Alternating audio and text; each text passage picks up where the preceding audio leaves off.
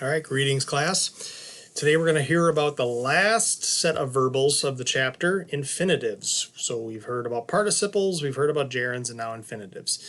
If you pay attention in Spanish class, you know that we have gone through a lot of verbs in the infinitive form. Escribir, which means to write. Hablar, which means to talk. Vivir, which means to live. Comer, which means to eat. Beber, which means to drink. Tener, which means to have. And before we took those infinitives, and we would conjugate them depending on the subject. All right, so if the subject was yo, it would be yo bebo instead of beber. So beber was an infinitive. So anytime you have the word to in front of a verb, that's an infinitive. Okay, now in the particular cases here, these infinitives, let's take a look on top of page 373. All of them begin with the word to. Okay, all infinitives begin with the word to. But to is also a preposition. So it gets kind of crazy, gets kind of dicey, and we're going to talk about how you can determine whether it's a preposition or a part of an infinitive. So it says, top of page 373, you have learned about participles and gerunds and how they're used. The third kind of verbal is the infinitive. An infinitive is made up of the word to and the base form of the verb. So that's basically it. I mean, if there's a verb after, or a word that could be a verb after the word to, it's an infinitive. If it's not a verb after the word to, it's serving as a preposition. All right? So Paul wants to leave. Leave is a verb, right? Or can be a verb. So to leave is the infinitive. It is necessary to go. To exist, to exit, use the side door. It is best to arrive in the early morning. So I think we'd all agree all of those are infinitives because they all have words that could act as verbs after the word to. All right. Now, remember that participles served as adjectives. Gerunds served as nouns. Infinitives can serve as nouns, adjectives, adverbs. Isn't it nice that they don't end in ed or ing? We have to figure all that out. But, you will be asked to say not only the word that begins with to, that's going to be easy to spot, but you're going to be asked, are they nouns, are they adjectives, or are they adverbs? What do they serve as? So that's probably going to be the trickiest part of this lesson. So let's take a look at that box, that chart. Let's go through that together, and hopefully that'll help a little bit. So it says, as a noun, so subject, to leave would be rude. That is the subject of the sentence. So it's that case, it's serving as a noun, right? I want to leave. All right. Want what? To leave. Direct object, serving as a noun. Notice the linking verb in the next one. His decision is to leave. To leave and his decision are linked. Then serving as a predicate noun, a noun. Last one, object of the preposition. I want nothing except to leave. So in that particular case, except is the preposition. Except to leave is the prepositional phrase. To leave, the infinitive, is the object of the preposition in that prepositional phrase. But they can also serve as adjectives. Let's look at those examples. So now is the time to leave. It's describing time. And time is a noun, and so if it describes a noun, it's an adjective. Next one, it's modifying a pronoun in that case. She is someone to follow. Okay, so the pronoun she is being modified by to follow. So it's an adjective because it, in that case, modifies a pronoun. Remember, adjectives modify nouns or pronouns. And then adverbs. To leave, use the back door. In that case, it's describing the verb. Okay, it's answering how, about use. Okay, use how, to leave. Next one, to leave, that's modifying an adjective. So it's serving as an adverb. Remember, adverbs modify verbs, adverbs, or adjectives. That particular, the second one, we are ready to leave, it's modifying an adjective there. Okay, we are ready. So ready is describing we, and then to leave is describing ready. So it's describing an adjective. So that makes it an adverb. Next one, he is well enough to travel. Okay, how well enough? To travel. So answering the question how about another adverb makes it an adverb. On the bottom, it says, be careful not to confuse infinitives with prepositional phrases that begin with to. So again, like I said, here's the trick. Is it a word that could serve as a verb after the word to? If that's the case, it's an infinitive, and now you got to figure out, is it a noun, an adjective, or an adverb? If it does not have a verb after it, like look at that next example there, the very bottom of page 373. Is this the road to the store? The is not a verb, right? So to the store would be a prepositional phrase. So to forms or serves as a preposition in that case. Got it? All right, it's going to get here a little tricky here, okay? And feel free to go back to page 373 to kind of see, is it a, because the toughest part's going to be, is it a noun, is it a an adjective, or is it an adverb? Because you're going to be able to spot the word to, right? Anybody who's ever played Where's Waldo is going to be able to find, if you could find Waldo, you could find the word to in a sentence. Just saying. All right, top of page 374. It says, find each infinitive. Is it used as a noun, an adjective, or an adverb? Okay, what about number one? So obviously the infinitive is going to be to study, right? So what do you have for number one?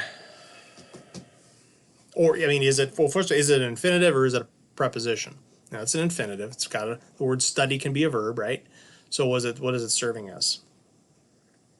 This case is serving as a noun. Okay, do you want to study? A lot of times in questions, the subject comes after or at the end. And how do you find the subject of a question? A lot of times you answer the question, and then that gives you your subject. So it's a noun. Number two, to concentrate, you see, right? All right. And so what is this one serving as?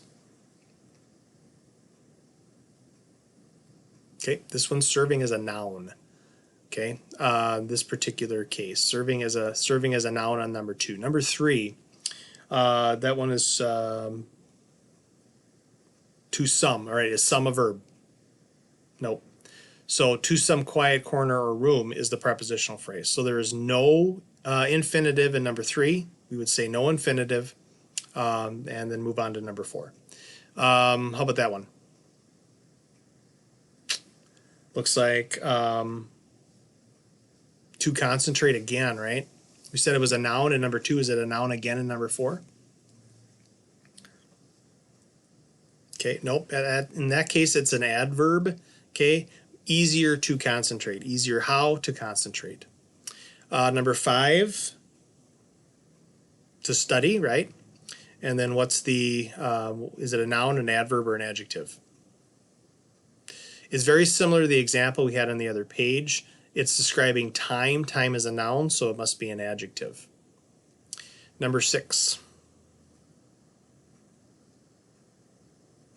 Okay, what do you think of that one? All right, so to learn is an adverb in that one. Okay, modifying the word summarize. How about number seven?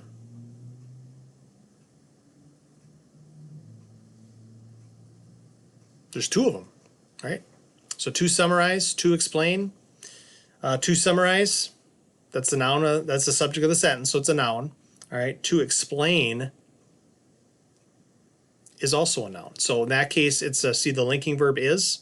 So to explain is the predicate noun that can basically replace the subject to summarize. So they're both infinitives, to summarize and to explain, and they're both nouns.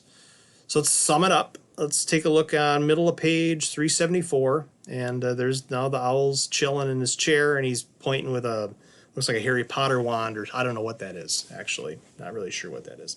So an infinitive is formed with the word to and the base form of the verb. An infinitive can be used as a noun, an adjective, or an adverb. If you don't see a word that looks like a verb after it, it is a prepositional phrase, or part of one anyway.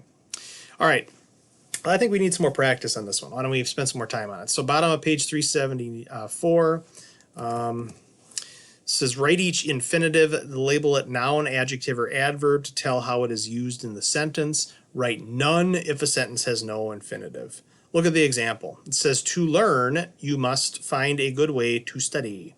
All right, so to study is describing way. So it's an adjective, and then to learn talks about how you find. So that would be an example of an adverb. How about number 8? Did you find it? Okay, to study, correct. And it's very similar to the example to learn there, right? So a lot of times if you have those examples, number 6 was another example of that one, right? Where it begins a sentence and then has a comma. So it must be describing something else in the sentence. Pretty much all the time, most of the time, that's an adverb. So if you see it in the beginning, it has a comma after it, modifies something else in the sentence, it's usually an adverb. Okay, so that hopefully makes things a little easier. Number 9, to question is the one, and then there's another one, to think, right, as well. Okay, so to question, to think, both of them are nouns, right, because they're both the subject of the sentence. Number 10, to study, and to memorize. Okay. All right, so let's take to study. What is that one? It's an adjective, describes the subject way. Okay.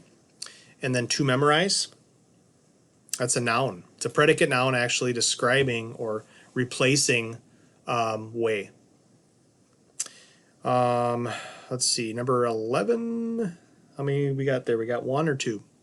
That one just has 1, right? To memorize. All right, what about that one? So all of these are infinitives, this batch. Okay, that is an example of an adverb, right? Because it's the adjective is difficult, and it's explaining that adjective, right? So it's an adverb in that case. If it's describing an adjective, it must be an adverb. How about number 12? Okay. All right, now remember what I said before about how when it begins and then it has a comma afterwards? This is the exception to the rule, okay? Because this has a however here. And so in this, the only reason it has a comma after it is because the word however is inserted in the middle there, okay? So I guess it's not all the time, all right? But this particular case, it serves as the subject of the sentence, so it must be the subject, or it must be a noun rather. Okay, because subjects are only can be nouns. All right, any questions you have? I don't see any hands. I would encourage you to, if you're having trouble, review this lesson again. And nothing fell on me this time, so that's good. That's always a good day. When nothing falls on you, at the end of the day, that's a pretty good day. And if you don't know what I'm talking about, now I know you didn't watch lesson 7. So now you're going to have to go watch, and if anything, I mean, I would hope you'd watch it to review and get ready for the lesson and your assignment and the test. But another reason could be to see a sign like the sign behind me falling down, and making my heart palpitate to an alarming rate. So. Okay, anyway, make sure that you're also watching the Powtoons cartoon as well. After this, it gives you a nice summary, and then it gives you more examples that you can do. All right. Okay, happy learning. We made it to Thursday. Tomorrow's Friday, and we'll finish off the chapter tomorrow. All right. All right, be good.